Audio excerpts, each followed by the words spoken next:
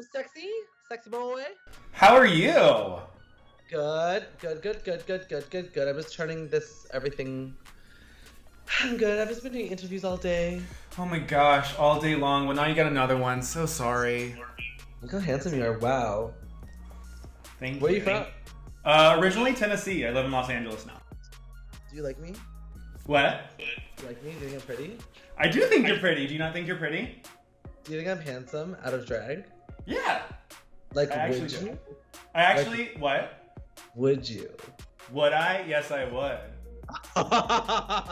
Book the flight to LA! She was introduced to many of us on season 1 of the Canada's Drag Race, where she turned looks, took home the crown, and taught us that we should never forget her name. Her name is Priyanka, and she's about to be exposed. Hey, Priyanka. Hey, what's my name? Priyanka! I love it here. I love being exposed. It's like, when you bottom and then it feels wrong. Yes, and that's about to what being happen exposed is all fully. about. And then the top is like, are you okay? And you're just trying to like bite the pillow, like, yeah, I'm fine. That's what being exposed is all about. Let's expose little Priyanka. You were born and raised in Toronto? Whitby, Ontario, 45 minutes outside of Toronto. Okay, how was that? It was fine. I didn't know any different. When I was younger, I came home from school sobbing to my mom saying, somebody called me brown. And she was like, well, look at your skin. I was like, oh, right. Right. Right. I am brown. I didn't know the difference. Kids are so innocent and we don't see skin color. And then all of a sudden, people are putting skin colors on us, and I never, honestly, I was the only brown person in my entire elementary school, and then in high school it started to get more populated with the POCs. But it was very interesting growing up in like an all white town, because my mom never really told us to like be scared of white people. Like it was never like people are going to be racist towards you. My mom was very like, act like you are just as qualified for the job as the other person, no matter what your skin color is. And that's how I lived my whole life. So it was definitely interesting looking back now, being so accepting and so excited to be who I am, how like I was scared to bring like chicken curry to school because you didn't want to stink up the whole classroom, But now white people gag for tikka masala, So it's so funny, like looking back how shy I was to express my culture to now. It's all over me. It's all over me, baby. Everywhere, every inch of your body is your culture. It's like a good STI. The ones that don't itch or leave a mark. I love it. So, when was the first time that you actually remember like liking a guy?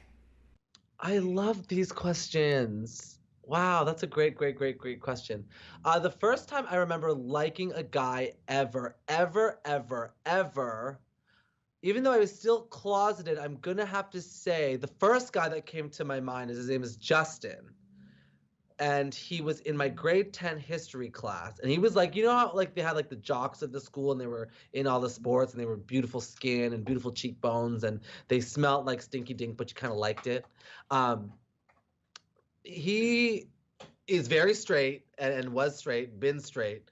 And I remember sitting beside him during a movie and like our shoulders like rubbed together. And I was like, oh my God, like what's gonna happen? And you hope that like, I don't know, no one's watching, even though everyone in school was like, Mark's gay, like raging homo, and I had girlfriends and stuff. But I think he was the first guy that I liked. I think I could confidently say that. It was either him or it was a guy named James Gardner. Just exposing everyone's name. We're gonna like pull up your old yearbook and these pictures are gonna come up. Please, if you have any information on these men, please. Where are they now? I think those like those are like, yeah, to answer your question, those are the first. But I didn't even know I was gay then. I think that was like curiosity. And whenever I would have a crush on a guy, I would tell myself that I'm jealous of the way they looked or that I'm jealous of the way, the attention that they're getting. So so my attraction to men growing up, I just thought I was just jealous of them. That's interesting you say that because Jada said almost the exact same thing, and I related to her as well because I was like, I remember when I was younger, I I love tank tops, and I there was this other guy in one of my classes who always wore tank tops, and for some reason I was like, I just love the tank tops. I love the tank tops, but nah, that's not what it was. Not what it was at all. No, I get it. It was like I used to go to the gym all the time in college, and like I don't know who I thought I was, but anyways, there was I was in the change room, and this guy took off his shirt, and he had like the most gorgeous body I've ever seen in my life, and I never went back to the gym. It was like I was like so attracted to him, but in my brain I said to myself, "Oh, I'll never get there, so I don't want to come back." But really, I felt ashamed for being attracted to him. Well, let me ask you a question because is this awkward being on the other side of not hosting something? Because you hosted a show called The Zone, you hosted The Next Star. So, you being on the other side of this, is this at any way awkward? No, doing Canada's Drag Race, I called it my TV vacation. I used to write, produce, have to pull music, make photos, do everything for the kids' TV. There's so much work was involved. I got to like pack a few leotards and head over to the workroom on Drag Race and just be like, "It's me, I'm here." Honestly, it's not awkward at all. If anything, it worked in my favor. You know, people called me like the narrator of the season. I mean, I was one of many narrators of the season, but that all that experience and that stuff helps. And also, I knew when to talk and when not to talk, which also helped me a lot in this competition. Yeah, you kind of like knew the inside outs like when you went into it and you knew like that's really smart. Mhm. Speaking of drag, when was the first time you donned drag? I heard it was at your 26th birthday party. So that's when the idea of drag was put into my ear. So I hired a drag queen named Ecstasy Love to perform in my living room, which is a drag queen's worst nightmare. And she came and she turned it, and then she kind of like told me, she's like, "I feel like you should like start drag." And I was like, "Oh," she's like, you're on TV, and I think that you have good energy for it, and if it's something that you're interested in, like Cruise and Tangos, the local Toronto gay bar, is having a competition called Drag Race, where you can go and just like try out and see how you do. So that idea of it, and she asked like all my friends and family in the room, like, "Do you think that Mark should be a drag queen?" Everyone's like, "Oh yeah, this all makes like it almost clicked for everybody in the room that like I should be doing drag." And then I was like, that reassurance was like, okay, well then I'm gonna go do drag then. And I did that competition that she told me to do. I placed fourth. Juice Box won, Oh.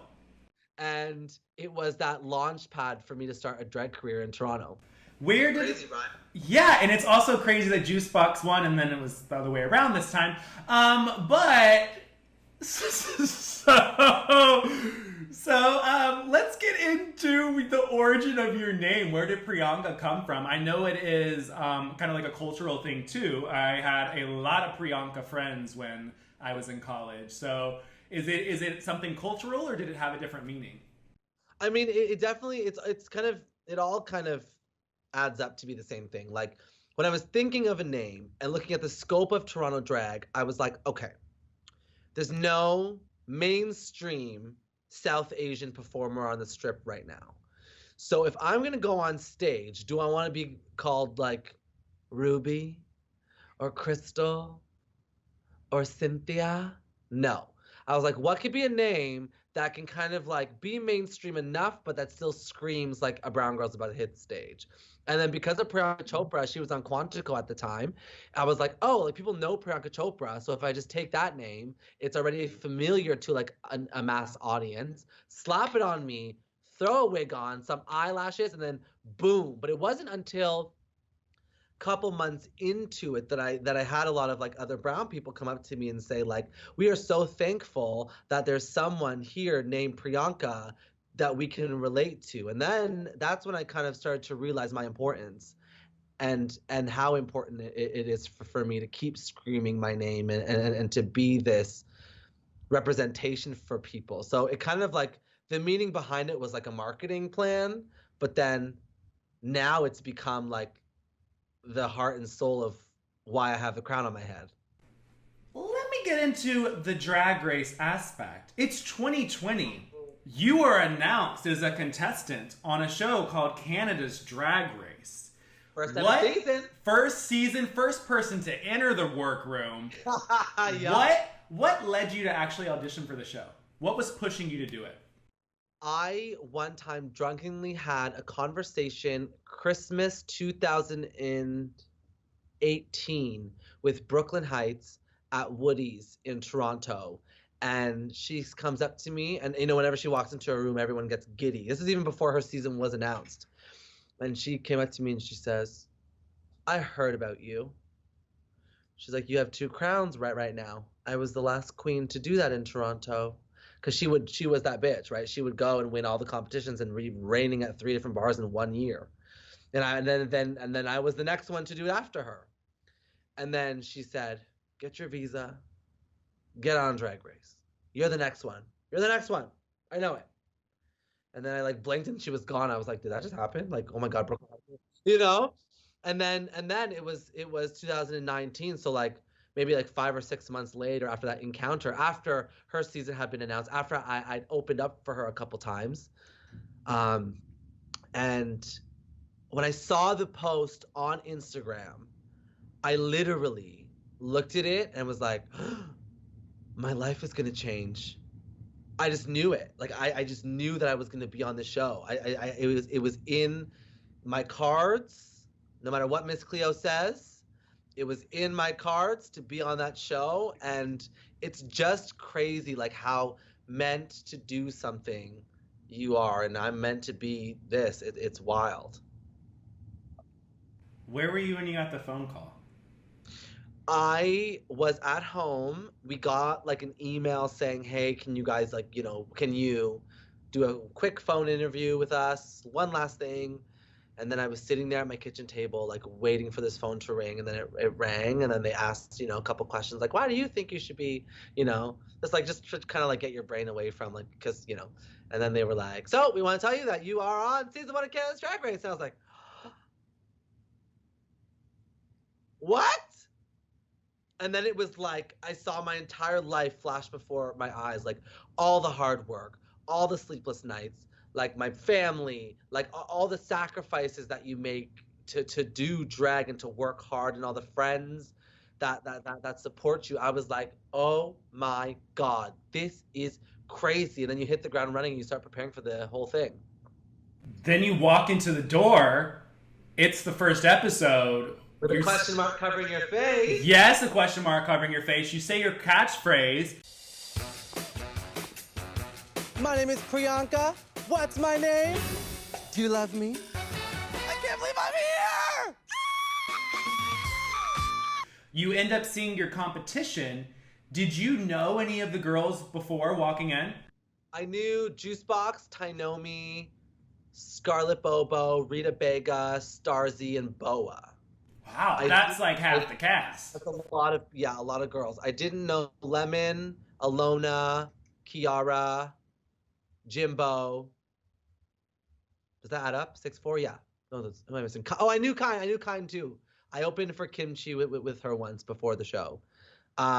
So it was weird because I've always because I came up in competitions, I always told myself you're just the best at what you do. You're really not better than anyone else. You're either gonna win it for being Priyanka or lose it because you're Priyanka. That. Those are the two options. There's nothing. Your bags are packed. You got your costumes. There's nothing you can do to be better. So it truly is a pageant for you to kind of show your best of. Did you enjoy your whole experience on the show? Yeah, I did. I episodes 1 to 4. I was fine. We had the acting challenge. We had the girl group challenge. We had the medal challenge with my weird ass umbrella hat. That was sickening. We had the crab shoes and all those amazing iconic moments. And then Snatch Game happened. And I was okay. I was fine. I practiced. I drove all night in my hotel room the night before. And then the next episode happened. It was the Canadian Tuxedo Week. It was the acting challenge. And I truly thought I got my juju back. I got to work with Lemon on our lawyer commercials. And then on the runway, when they asked us who we think should go home, and I don't have confidence, and like all these things, like the wind was taken out of my sails. I was like, oh, this sucks. This is really hard. This is mentally hard. You think you're good, you're not good. This is bad. But then you're safe and you're fine. And then the next week happens and it's another fucking improv challenge. And then this is when it was like rock bottom for me, because I was okay being in the bottom once. I was okay being safe. I don't really care. But to be told that your performance in an improv challenge that you thought you did okay in was reminiscent of the one that you bombed, like as a performer and as somebody who wants to work hard to be the best at what they do, it shakes you up. It plays with your mental games, because you're like, oh, like maybe I'm not good. And it was never my intention to say that I quit my job to do Drag Race. Because you know when you're watching and those girls say that and you're like, why would you go and do that? You know? But I was so vulnerable to the point where I was like, girls, like I quit my job to be here, and like I this is scary. You know, people are rooting for me, being like, oh, Priyanka's gonna win this, duh, like it's Priyanka, of course she's gonna win it. But in that moment, I could have been sent home. It was so scary. So that was hard mentally for me. And then the next 3 episodes with the makeover and the paper dress and the finale, I was having a ball. Because I didn't care anymore. I didn't care anymore. I was like, you know what? If I'm going to win this, I'm going to win this having fun. I'm so sick of being in my head. Well, that's good. I'm glad you got out of your head, because that's a big thing, especially in a competition show like that. But one thing that went crazy on Twitter and went everywhere is that, and I honestly do believe it too from the edit that I saw, that the judges were really harsh to you guys. Everyone gets the same amount of time.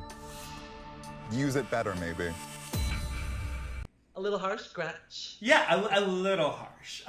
But I think that the thing is that I didn't necessarily have a problem with the judges' critiques. I think my problem came down to how they were presented to you guys, as opposed to me being like, you know what? I wish that you would have worn a purple dress today. It came off more as like, what in the hell do you think you're wearing? That's how it sounded. When you guys were on the stage and when you guys were getting critiques, did you take all that to heart, or what were you viewing in those moments? Did you think that they were too harsh? Honestly, not really. Like there was like we are allowed to disagree with the judges. Like we're allowed to. But for me personally, like I packed my bags and made these costumes ready for the judges to either love them or hate them. So whatever they said, I agreed with, because that was the whole point of the competition. Could they have said things nicer to us? Yeah, but on the flip side, like nobody really trusts the judges yet. So that's also where part of this comes from too. We want everyone to be nice to each other, but at the end of the day, it makes great TV, and their expectations of us are so high.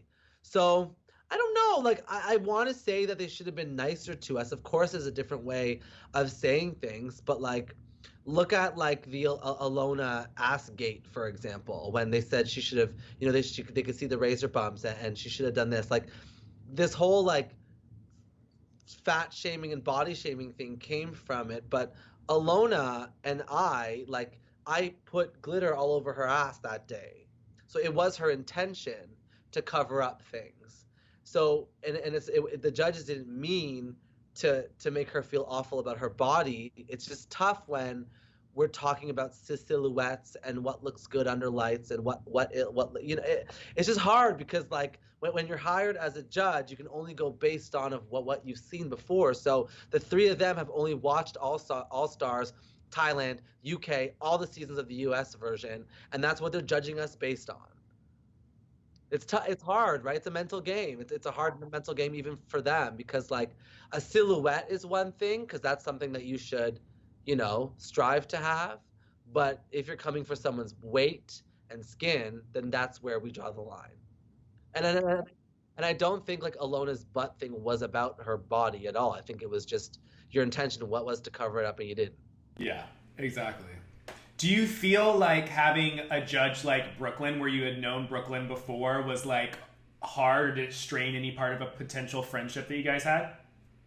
I mean, like, Brooklyn and I have an interesting relationship because, like, we're not friends, but we are friends, but we're like, I don't have her number. I don't have her, like, even on Facebook, like, we're like Facebook friends, but like, I don't really like talk to her. Like, she always kept her distance towards me, which was fine and which was great. But because I respect her, it was fine. Like, she truly is the queen of the North, and I wanted to make her proud. So if she has advice for me on how to make my looks better, I listen to it. Like, I can't be perfect every week. Like, I can't. Sorry. Let's speak about these lip syncs that you had. I believe that every lip sync that you were in, you ended up killing it. I mean, your hello lip sync and the waving, I was like, where is this coming from? And I've always wondered this about girls when you end up getting into the bottom two. Do you plan out choreography, or does it come to your head when you're on stage and you're like, oh crap, I need to come up with something? So, like, typically at like a bar show, it's all pretty improv unless you already have a routine to it. In terms of like Canada's Drag Race, like, I Drove All Night was very planned and very thought out. Hello was like, I didn't expect to be in the bottom, so that was me showing you how good I am at improv. I honestly just took a deep breath and I was like, act like you're drunk, because that's what you love to do. You like to have a couple drinks and turn the party. Just do that. And honestly, I just had the time of my life because I was like, if you're gonna send me home, I'm gonna do it having fun. That is what my rule was. I love that you did that, and I love that you had that mindset because it really does show. You know, you can be in the bottom and be all depressed and sad, and you're probably going to go home because of how you are acting in that moment. But you had mentioned something about improv. Now, let me ask you about your 2 improv challenges. Let's get into the snatch game a little bit. Okay. So, did you have any other choices besides Miss Clio? And what do you think went wrong with Miss Clio? You're thinking about some snatch for taste later? What does that mean? It means you're gonna suck a pom pom? Okay, so let's talk about Miss Cleo first. So Miss Cleo was the most iconic decision I ever made. However, that was the ultimate moment of me getting in my head. I had a reveal. I was going to reveal to another turban and say, bet you didn't see that coming. I had a crystal ball on the table. I was going to turn it around and it was going to be like the ghost of Tynomi Banks because she got eliminated the week before. I had all these things planned. And right before Brooklyn said, welcome to Snatch Game, I looked over at Lemon, dressed up as JoJo Siwa, and I was like, oh my God, I'm in my head. And then it was like, oh God, oh no. And then, she's rooting for me so hard. So she was like, oh God, no. And then it was like, welcome to Snatch Game. And I was like, oh no. So from the beginning, like from before the cameras even rolled, I was so defeated. And that's the mistake I made. I got comfortable. I thought I could just do a West Indian accent and be fine. And I fucked up.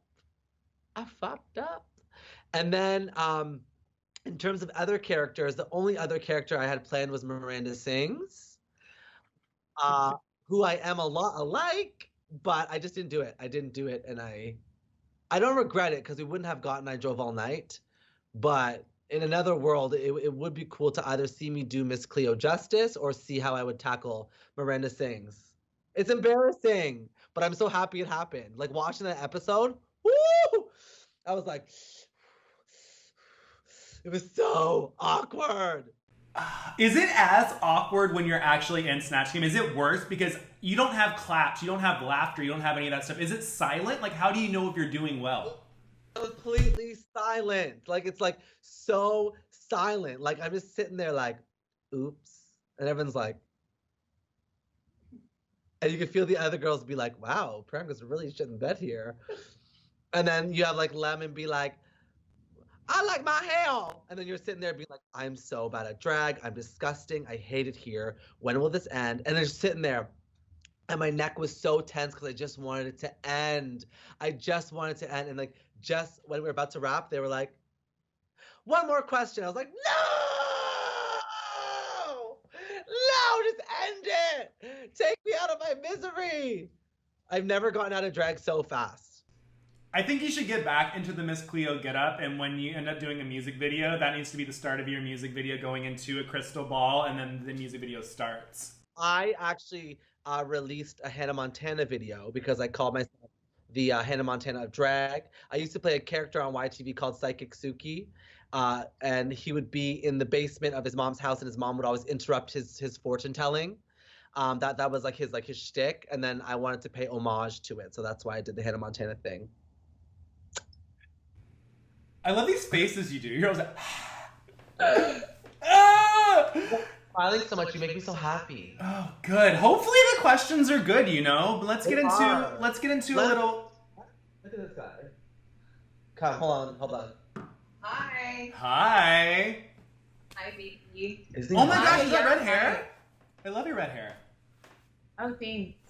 Just some ginger sluts.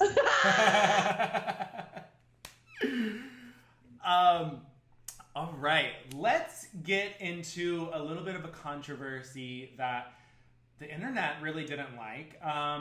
Your fellow contestant, when you guys were in the top 4, Jimbo was eliminated. Now, let me ask you a question.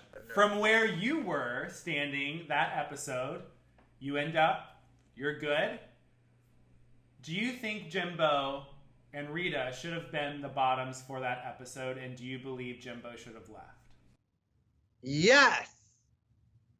I think that my paper dress was so ugly, so hot garbage. Vanessa Vanjie Mateo, episode 1, Miss Vanjie trash, soju, design challenge garbage.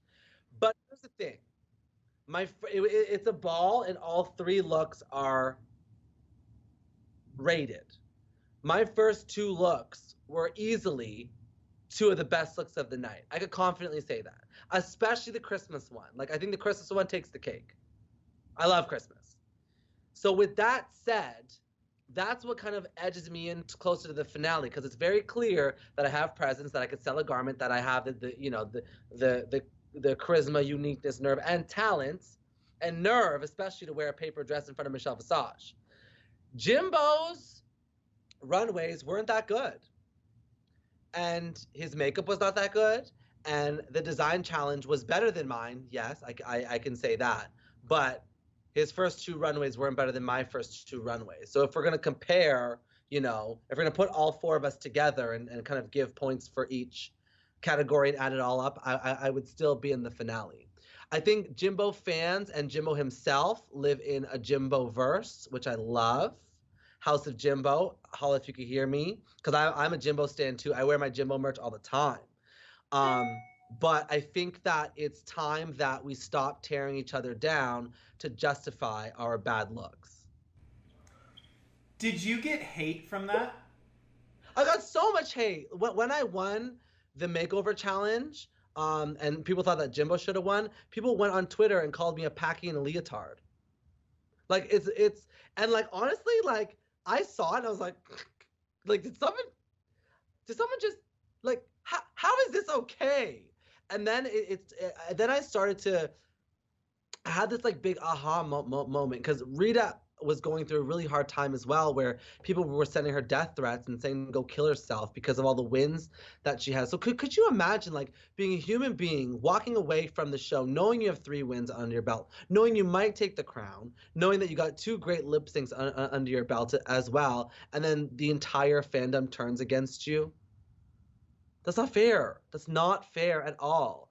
And I think that it was really eye-opening for me to have the hate come my way, because I love calling out the haters. I love retweeting them and saying, like, LOL, joke's on you. Like, look at my money, look at my crown. Like, sure, it's fine, it's funny. But the reason why I call the haters out is because it's so important to own your words. Like, you have to own your words and say it. Like for example, me saying Jimbo's looks are bad on camera. If Jimbo texts me and says, bitch, I heard you said my looks were bad, I say, well, you hate my paper dress, bitch. Like, those are my words that I said that I have to own.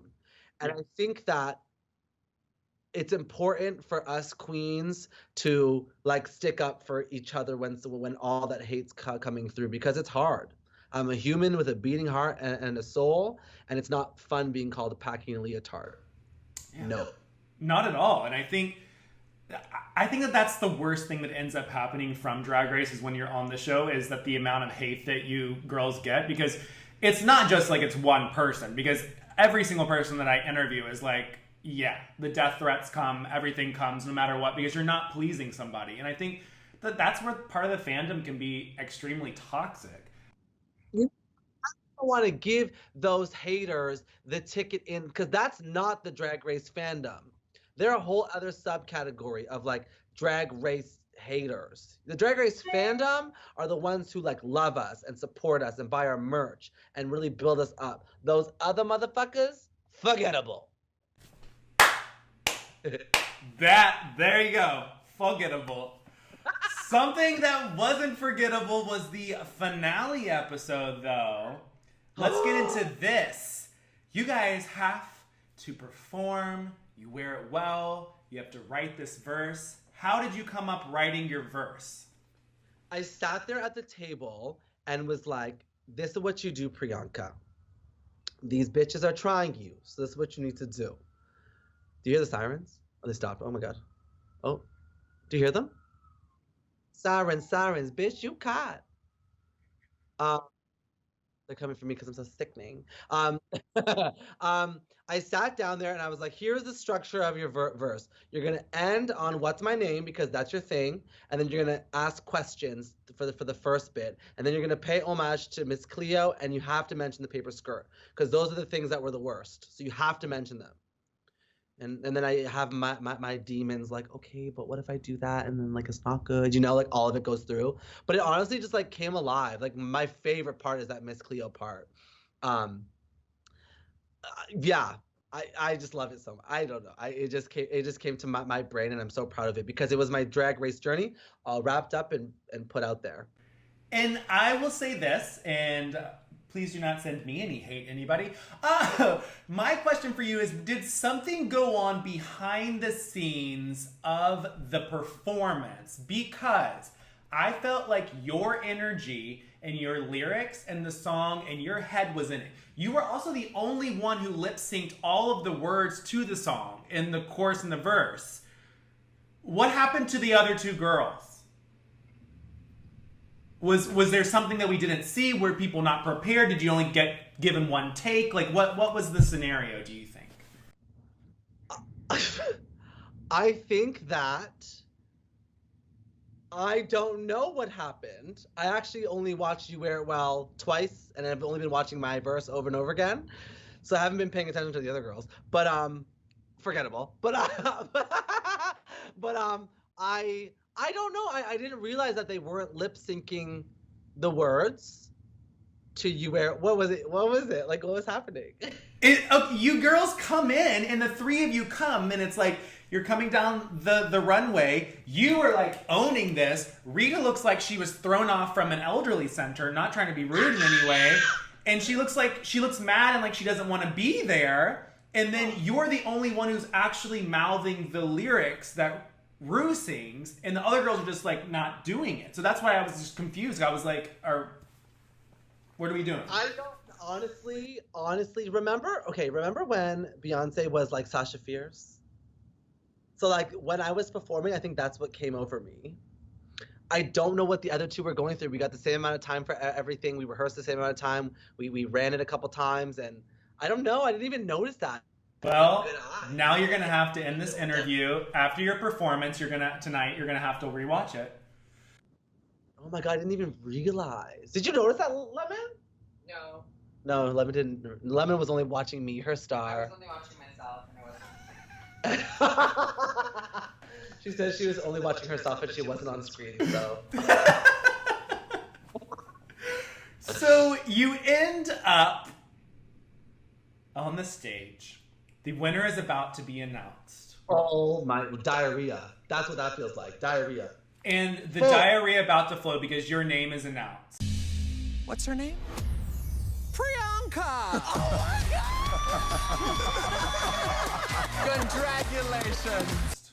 You are the winner. Yeah. There is video from when you were at the club and you saw this live.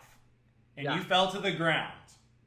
Yeah. How did you feel in that moment? And did you think after you filmed that final episode that it was going to be your name announced? I Okay, these are great. You're a good interviewer.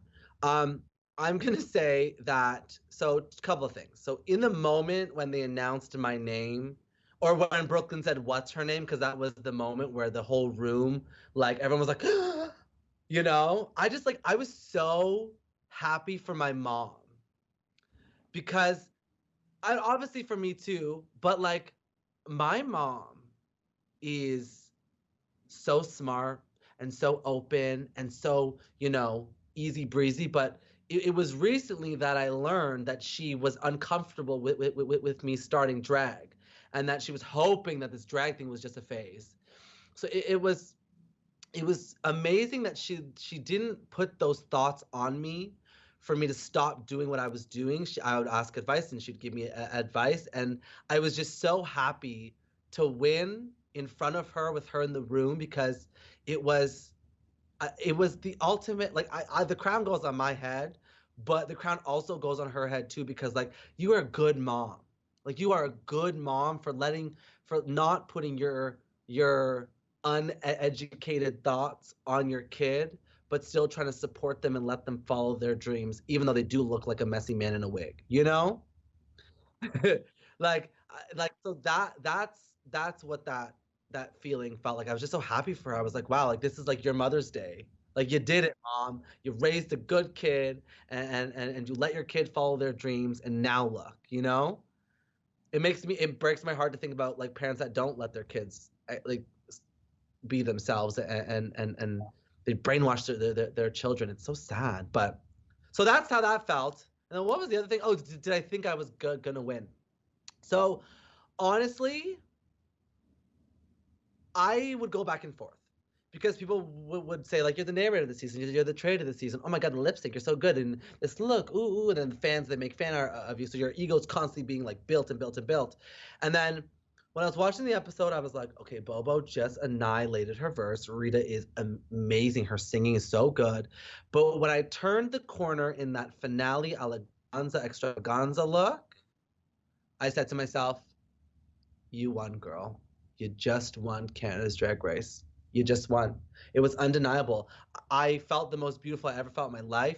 I was so proud to rep my culture, and like to do it on the Drag Race stage is like that's history. I love it. Well, you came out in that finale outfit, which was beyond beautiful. Did you pick that out, or was it something that you ended up creating with somebody? Like, how did that look come to be? We went to a store in Little India called Chandan Fashion, and whenever I go there, they are like Priyanka's in the house, which is cool because like I didn't think they're gonna be that accepting. And we bought two bridal lehengas and we cut them up and sewed it together to make this like gorgeous red and white Canadian Bollywood gown. We had a silhouette that we were going off of, and then yeah, it just came together so nicely. I'm so proud of it. It's so beautiful. It was so nice. I love that Lemon's crawling on the floor. It's really funny. Uh,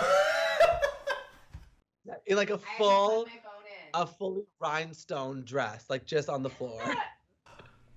so, how did it feel to rep your country and to rep where you're from and you and everybody that you know and your family? Like, how did that feel to rep? It feels cool because Canadians are awesome. Canadians are so awesome. We got Justin Bieber, we got Shania, we got Drake, we got Carly Rae Jepsen. We have all these icons. We got Brooklyn Heights, we got Priyanka, we have Lemon. I think Canada is such a safe space for queer people in most parts, and it is such a safe space for people of color as well. So to be the crowned queen of this entire country and be the representation of to be gay and also be a person of color, it like that's the win. Win, win, win. You did it, girl.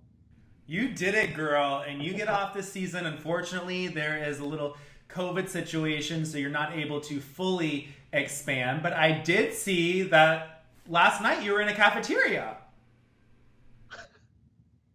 I am booked.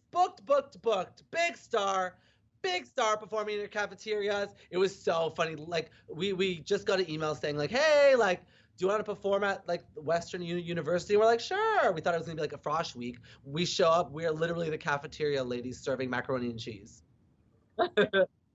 Like literally. It was so funny. But you know what? I love when this shit kind of happens because like it's just another humbling experience. Like at the end of the day, you're in your bed eating Doritos, crying because you're single, and I'm Canada's Drag Race, superstar, and that's just it. That's just it.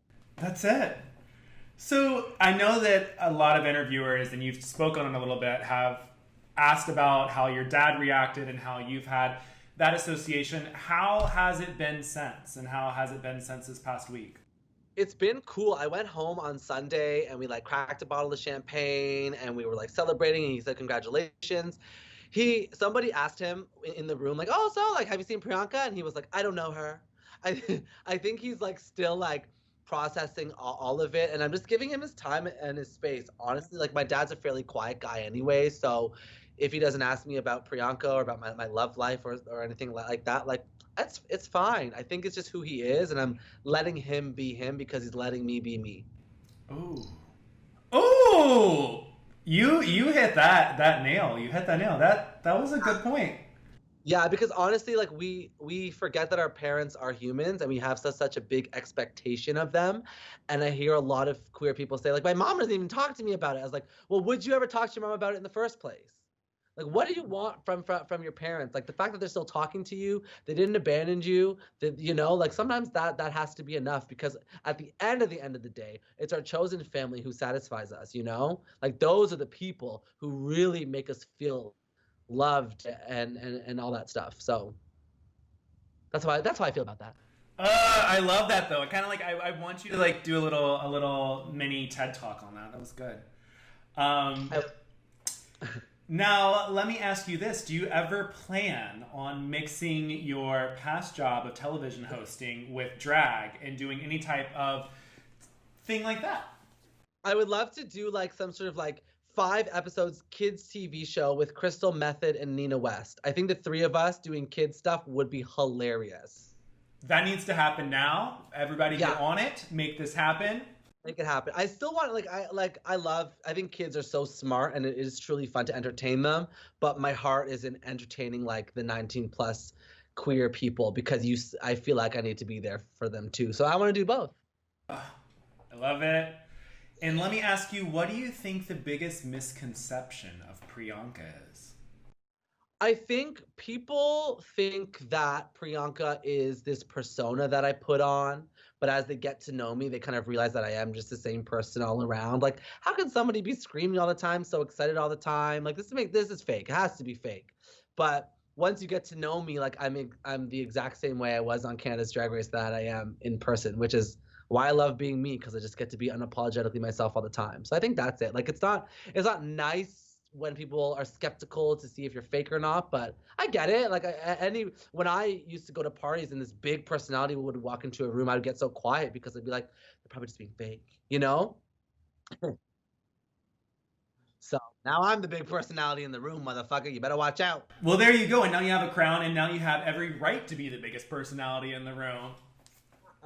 Exactly. What makes you the happiest when you perform in drag?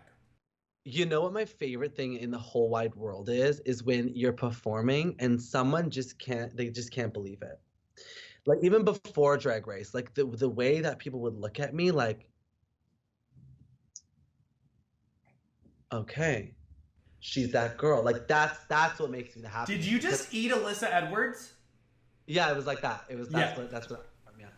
You get it. I love her. I'm also waiting for her to reach out to me. I want her to reach out to me so bad. I just want a phone call with her or FaceTime or something. Like I'm such a big fan and she hasn't called me yet. I should just drop you her number secretly and then you can just call accidentally and be like, oh my gosh, so sorry, how'd this happen? I love her so much, drag royalty. Anyways, yeah, I like when you come out on stage and people like gay gasp for you. Like you're like, okay, the look is right, the hard work paid off, let's party.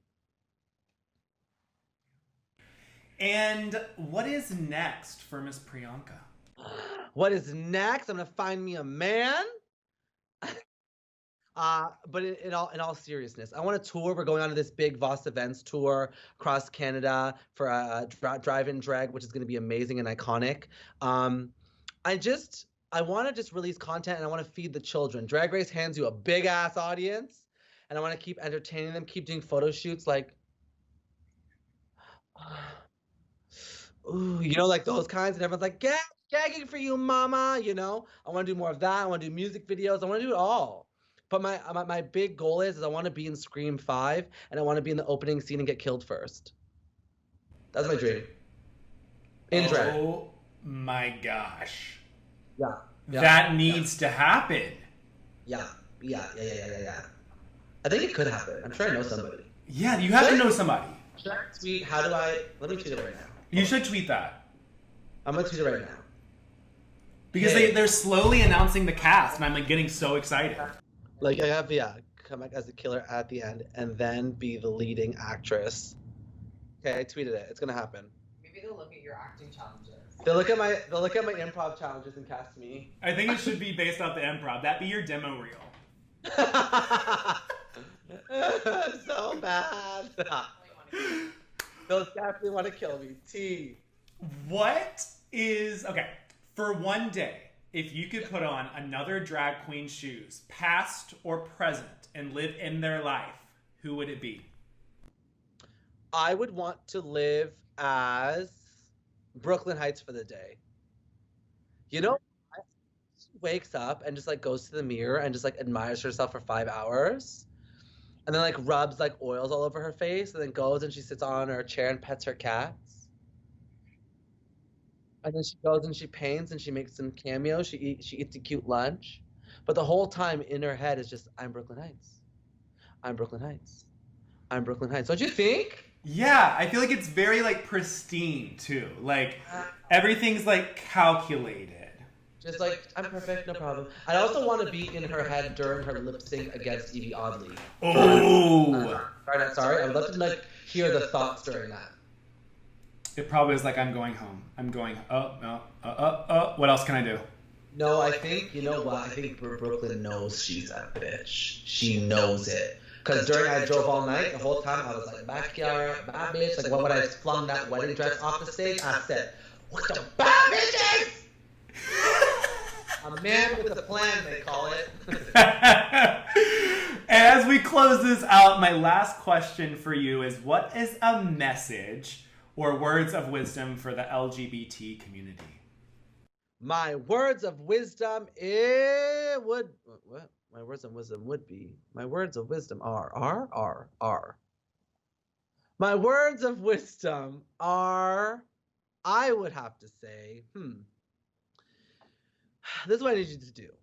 Because being a part of the LGBTQ2S plus community is a lonely motherfucking place, okay? It's lonely. There's a part of the community that's celebrated over the other part of the community. It constantly feels like a competition. We're constantly being looked over. But what I want you to do is I want you to continue to educate the people around you about our community. And I want you to find your chosen family, because those are the people that will make you feel most like yourself. And I want you to know that if I can win Canada's Drag Race, you can do anything you want in the world. So go on and do it, all right? Yes! Well, thank you so much, Priyanka, for being here with me today and exposing yourself. Unfortunately, I did not see any dick pics in here. Where can people find you on the socials? They can find me at the Queen Priyanka on Instagram or at the Queen Pri on Twitter. Ow, ow. And I do want to ask... What'd you say? Did your shirt unbutton itself? Did it? I think so. I think it did. Wow. I think it was when I said dick pics, it went... That's what happened.